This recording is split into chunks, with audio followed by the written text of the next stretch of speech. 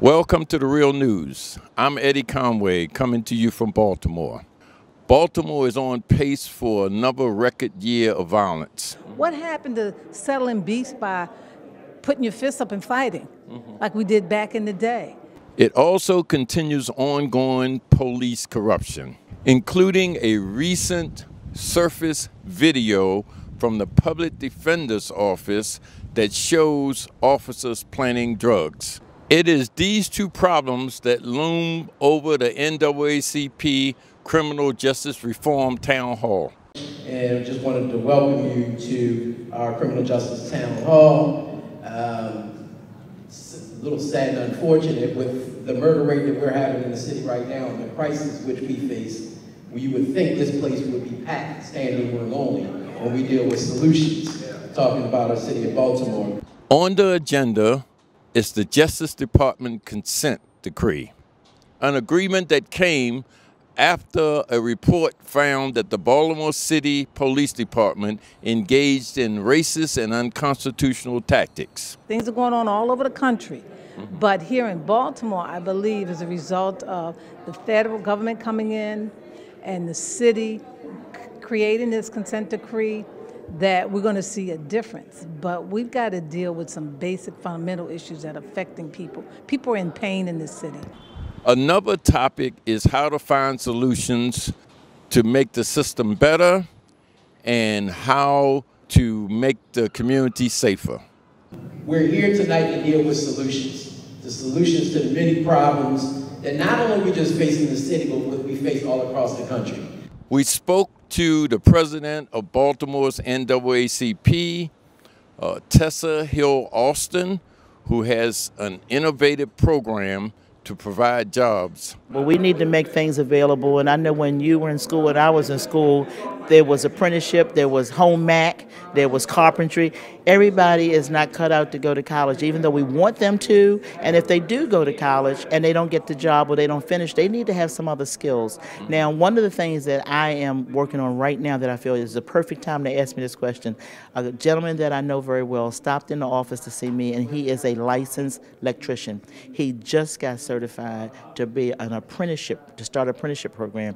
So within the next couple of weeks, by September, the NAACP Baltimore City is going to sponsor him with bringing in whatever amount he wants for the first class. I don't care if it's 10 or a dozen. I will ask people to sponsor the young men or women, and we will put up money to get them in an apprenticeship program, and it's going to be an NAACP apprenticeship program. And we're going to kick it off, a pilot program. That's one way. And if someone comes in and say, I would like to sign up, but I have a criminal record, then we're going to say, sit down, we're going to do your expungement. We're going to make that person eligible and qualified to get that skill. And we start with this, and then we might do some more. It's all about being proactive. I don't mind being in the street and fighting for anything, but what we need to do is try to come up with solutions to fix the problem and help people.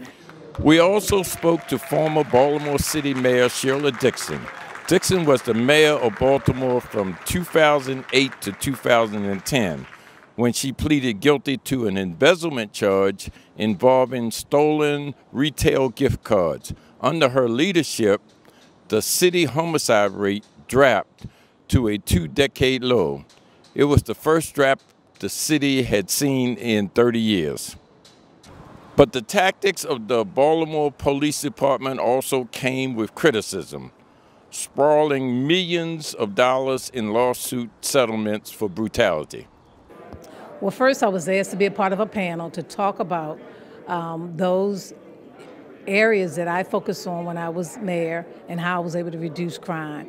And so as a citizen of this city, I think it's important that we, one, hear from citizens, that we bring our ideas together, but that we come up with a comprehensive plan, because we got to get out of this situation that we're in, and it seems like there's no really good plan that's really effective, and we need to have that. And I think I had a very effective holistic plan that could help.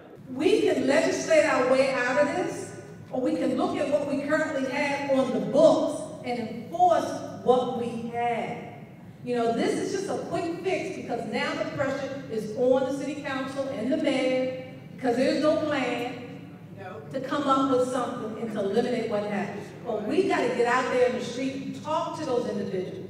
That's why Safe Street was successful, and we need to build on Safe Street. Well, let me ask you this, though, because I don't know what the statistics are about unemployment, but I understand that the unemployment rate in the black community in particular is very high, and probably among teenagers it's even higher, but I don't see any money being put toward getting jobs, making jobs available. Is this one of the factors that's leading people to break the law? It is a factor, and I think that's why we have to begin to work with our kids when they're in school, before high school and middle school, where we assess those individuals to determine whether or not they might be more suited for a particular trade or an industry versus necessarily going on to college, and connect them with those jobs early on for internships, for training. Training is a big factor why people don't have jobs in the skills. I believe the jobs are out there, but we have to start sooner. We have to begin to work on a plan for individuals who have committed crimes and not hold that against them, but give them a second chance to have an opportunity to be able to take care of themselves and their family. I guarantee you, most people who are committing crimes don't necessarily want to do that. They want to have a better life, but they need support and they need assistance in how to do that.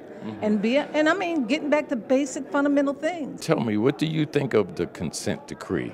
Well, I haven't read all of it. I read the summary. It's a mandate based on things that they found in our police department with discrimination, brutality, a whole host of management issues. It's here. Let's deal with it. But while we're dealing with that, there are other things that we can do. You know, yes, we have to do extra training for our police department. Management is an issue. We have to deal with sensitivity issues with police as it relates to community. We've got to gain their trust back.